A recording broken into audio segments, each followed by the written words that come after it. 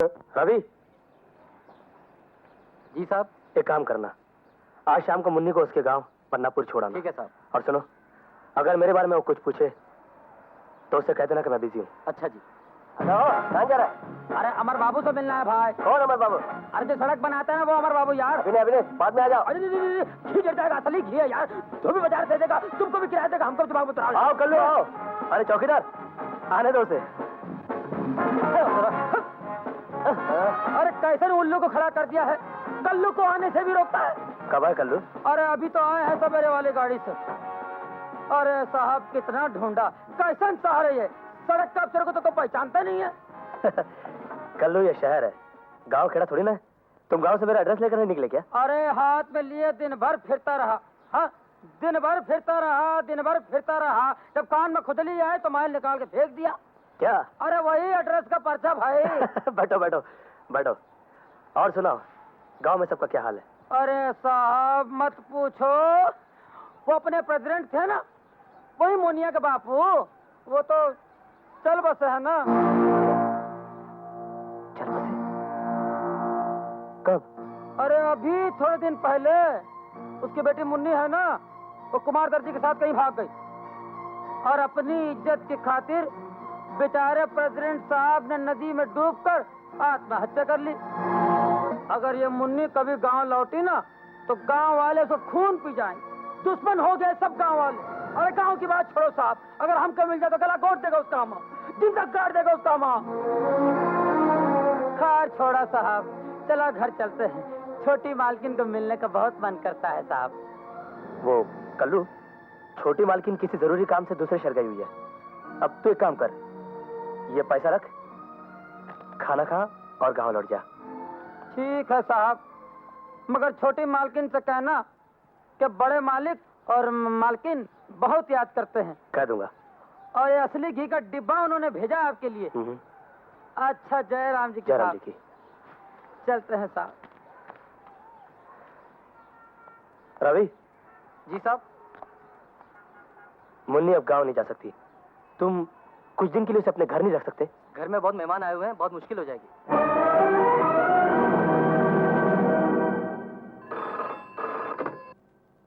Hello, Dharamchand speaking. Hello Dharamchand ji. जी मैं आपका पड़ोसी अमर बोल रहा हूँ। अरे आज हमारी याद कैसे आ गई भाई? जी दरअसल आज मुझे आपकी मदद की जरूरत पड़ गई। भाई बात मेरे बस की हुई और मैं आपके किसी काम आ सका तो मैं अपने आप को खुशकिस्मत समझूंगा। अब बात यह है कि मुन्नी नाम की एक लड़की जया के गांव से आई है और जया बहन को उसका आपके यहाँ रहना बिल्कुल पसंद नहीं है। वो तो उसको गांव भेजना चाहती है, यही ना? जी हाँ, लेकिन मैं उसको गांव नहीं भेजना चाहता। ये मेरी मजबूरी है। अमर बाबू, इससे पहले कि मजबूरी आपके लिए परेशानी बन जाए, आप इस मजबूरी को वहीं भेज दीजिए जहां से आई है। मगर मैं चाहता हूं कि आप उसे कुछ दिन के लिए अपने पास रख लें और किसी को बताएं नहीं। अमर बाबू, जब से मैं पैदा हुआ हूं मैंने आज तक कभी झूठ नहीं बोला, मगर अब आज आप मुझे प्लीज, फॉर माय सेक। ठीक है, मैं आपकी मदद कर दूंगा, लेकिन किसी जरिए अगर ये बात आपकी बीवी तक पहुंच गई और उन्होंने मुझसे पूछा तो मैं उनसे सिर्फ सच सच कहूंगा। जी, जैसा आप ठीक समझे। अब मैं आपके राज की हिफाजत करूंगा, लेकिन अपने घर की हिफाजत करना यह आपकी जिम्मेदारी है। देखिए, वो आप मुझ पर छोड़ दीजिए। तो आप घर जाकर अपनी पत्नी से कह दीजिए कि मुन्नी इस शहर में तो क्या, इस पूरे देश में भी नहीं मिलेगी। बाकी मैं सब संभाल लूंगा। Thank you very much. God bless you mister Amar, over and all. सच कह रहे हो? बिल्कुल सच। भाई मैंने तो उसे साफ साफ कह दिया कि तुम्हारा यहाँ रहना मेरी पत्नी को बिल्कुल पसंद नहीं है, तुम्हें जाना ही होगा। मगर वो जाने को तैयार ही नहीं थी। बेवकूफ है, वो यहाँ करती भी क्या? यही तो मैंने उससे कहा, लेकिन वो बात मान ही नहीं रही थी। मैंने खुद उसे समझाकर ट्रेन में बैठाकर मदनापुर भेज दिया। चलो अच्छा हुआ, यहाँ रहती तो खामखा तुम्हें तंग करती। जया, तुम्हें कितनी फिक्र रहती है मेरी, हमेशा मेरे बारे में सोचती रहती हो। कितनी अच्छी हो तुम। चलो खाना तैयार है। चलो। साहब, क्या बात है, तू क्यों आया? मुन्नी का सामान जीप में रह गया। सामान जीप में रहने दे, मैं पहुंचा दूंगा, तू जा। ठीक है। क्या हुआ? ड्राइवर इस वक्त क्यों आया था? क्या बताऊं, नौकरी क्या अच्छी खासी गुलामी है। दिन भर जानवरों की तरह मेहनत करते रहो और रात को भी चैन से जीने नहीं देते। बॉस ने बुलाया है। तो क्या जाना है? हाँ जाना ही पड़ेगा, फाइल जो मंगवाई उसने। मगर जल्दी आना। बस यूं गया और यूं आया। हाँ? लेकिन एक बात है, मैं देख रही हूँ तुम इतने बड़े आदमी हो, लेकिन सारी मुसीबतें तुम्हारे ही सिर पर हैं। किसी तरह से चैन नहीं है तुम्हें। तुम्हारा ये घर कितना अच्छा है और कितना बड़ा भी है। पता है, यहाँ का एक कमरा हमारे गांव के सारे घर के बराबर है। लेकिन वहाँ जिसको देखो वही मुझसे कुमार के बारे में उल्टे सीधे सवाल किया करता था, इसलिए तो मुझे यहाँ आना पड़ा। मेरे होते हुए यहाँ तुम्हें कोई परेशानी नहीं होगी। हाँ। वो तो है, मगर मैं सोच रही हूँ कि इस वक्त कुमार होगा कहाँ, कब आएगा वो, और कब मेरी परेशानी दूर होगी। देखो, कुमार जहां कहीं भी होगा, मैं उसे पकड़कर तुम्हारे पास ले आऊंगा, उसे डांटूंगा, फटकारूंगा, फिर वो तुम्हें छोड़कर कभी नहीं जाएगा। सच्ची? हाँ। अच्छा ये तो बताओ कि वो दिखता कैसा है? शर्माओ मत, बताओ ना। गोरा। गोरा? अच्छा अच्छा। एकदम मस्त और मजबूत बदन, हाँ। खूबसूरत। ओह, क्या मेरे जैसा? नहीं नहीं, तुम तो कुछ भी नहीं हो, वो तो बहुत खूबसूरत है। खैर, लंबा है या छोटा? कैसी बातें करते हो तुम, इतनी भी अकल नहीं। पति कभी पत्नी से छोटा होता है क्या? कुमार तो बहुत लंबा है। क्या मुझसे भी लंबा है वो? बहुत लंबा है वो। कितना लंबा है? हाँ? ये क्यों करते हो, छोड़ो अरे ना। मुनिया, घबरा क्यों रही हो? हाँ? शर्म नहीं आती तुम्हें? जब कुमार को शर्म नहीं आई तो मुझको काहे को शर्म आएगी?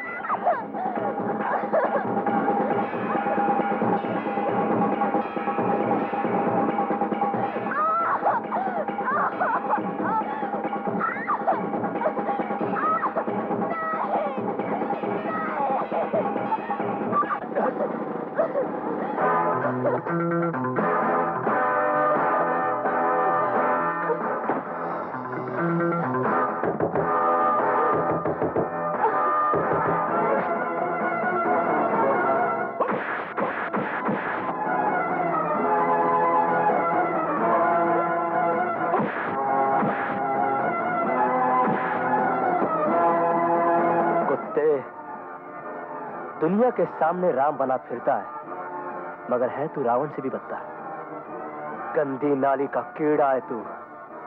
समाज सुधार और धर्म के नाम पर तू लोगों को बेवकूफ बनाता है। गिरगिट की औलाद, कल जब सारे शहर को तेरे असली रूप का पता चलेगा ना, तो लोग थूकेंगे तुझ पर। आओ मुन्नी।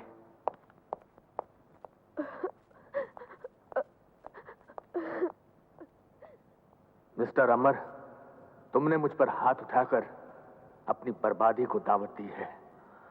धर्मचंद का असली रूप तो तुम अब देखोगे। क्या मुन्नी वापस आ गई? गई कहां थी जो वापस आ गई? कहीं ही नहीं।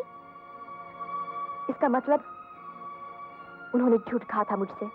झूठ पत्नी का विश्वास हासिल करने का बहुत पुराना नुस्खा है, और इस नुस्खे का इस्तेमाल हर पति करता है। तुम्हारे पति ने भी तुम्हारा विश्वास हासिल करने के लिए तुमसे झूठ कहा था, वरना वो मुनिया के साथ रंगरलियां कैसे मना सकता था? धर्मचंद जी, जो कुछ हुआ है और जो कुछ आपने देखा है, एक एक बात सच सच बताइए। तुमसे अमर ने कहा था कि उसने मुन्नी को गांव भेज दिया है ना? हाँ। लेकिन वो तो अब तक इस शहर में विराजमान है। ये कैसे हो सकता है? देखो बहन, तुम्हारा पति तुमसे झूठ बोल सकता है, लेकिन धर्मचंद को तो सच बोलने की बीमारी है। अमर झूठी कहानियां गढ़कर बेवकूफ बनाता रहा है तुम्हें अब तक, और अपनी हवस की आग बुझाने के लिए उसने मुन्नी के लिए इसी शहर में अलग से एक मकान ले रखा है, और तुम्हें अंधेरे में रखकर उसके साथ रंगरलियां मना रहा है। अरे भाई, मैंने अपनी आंखों से देखा है उन दोनों को।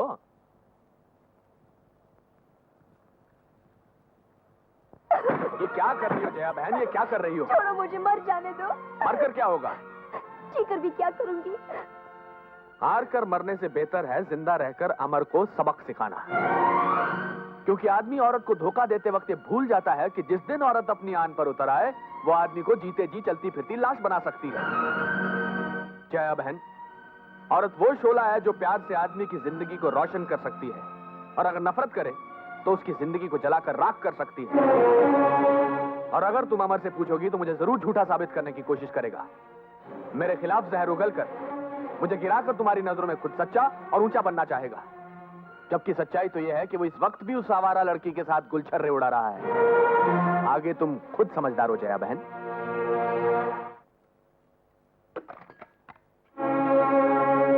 दे आई फाइल। फाइल? कैसी फाइल? अरे हाँ, वो फाइल। अब देखो ना, वो फाइल देने गया और काम गले पड़ गया। सारी रात फाइल किसी आंखें फोड़ी, तब जाकर काम खत्म हुआ। अब अजीब घनचक्कर है अपना ये अफसर भी। अब मैंने उसे समझाया भी कि मेरी पत्नी घर पर अकेली है, सारी रात मेरा इंतजार कर रही होगी, परेशान हो रही होगी बेचारी। सच? हाँ, अब बिल्कुल सच है। अरे अरे नौकरियां तो ऐसी हजारों मिल जाएंगी, लेकिन तुम्हारी जैसी पत्नी कहां मिलेगी। जया, जरा पानी गर्म कर दो, नहाकर आराम से सो जाना चाहता हूं। सारी रात सोया नहीं हूं मैं।